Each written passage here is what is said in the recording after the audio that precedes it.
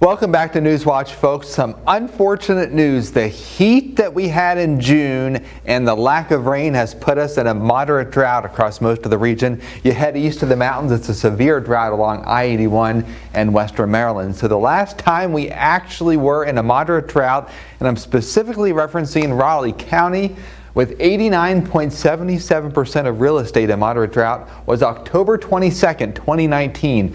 Your lawn is parched, it needs rain, and we will eventually get a couple of showers and storms. It will come at the expense of the 4th of July.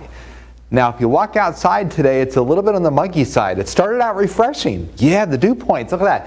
We're down to the 40s just 2 days ago. And guess what? We're going to see a big spike tomorrow. It's going to be oppressive.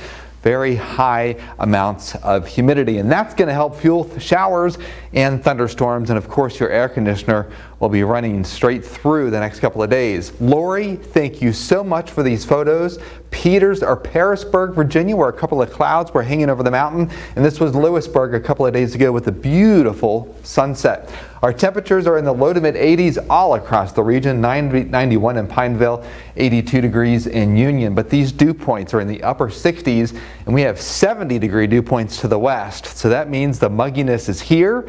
We don't have any showers and storms today, but they are across the Ohio Valley with a stationary front that is slowly going to push in our direction. The pressure is lowering quite a bit, so you may feel a few more aches and pains.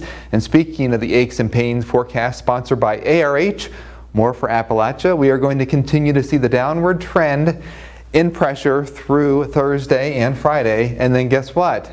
In the wake of a cold front, we'll be back on the upside with that pressure. Now tonight we're down into the upper 60s, so pleasant relatively speaking, because the dew points are only going to rise from here on out.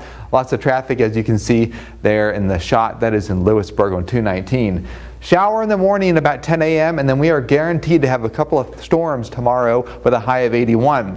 The radar is showing some of the deeper reds. That's indicating some heavier downpours tomorrow afternoon. The good news is that pushes east and we are dry in time for the fireworks celebrations all across the region. And Friday, more showers and thunderstorms will push through. The threat with these, even though they show some yellows and oranges, is for briefly heavy rain. So we are going to get rain. It's all going to come at once, and localized standing water issues could be a factor.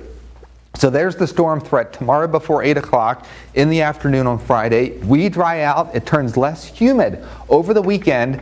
And then next week, we're in the 80s with a good threat for showers and storms to return Monday and Tuesday. And one more graphic here, Caleb.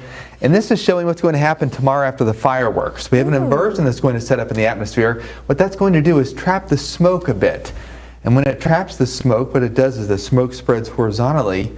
And so that could decrease the air quality in a couple of spots. But we typically see that in the 4th of July because we don't have these big fronts that come through. And unfortunately, tomorrow evening, after we get the rain, the air will be pretty stagnant.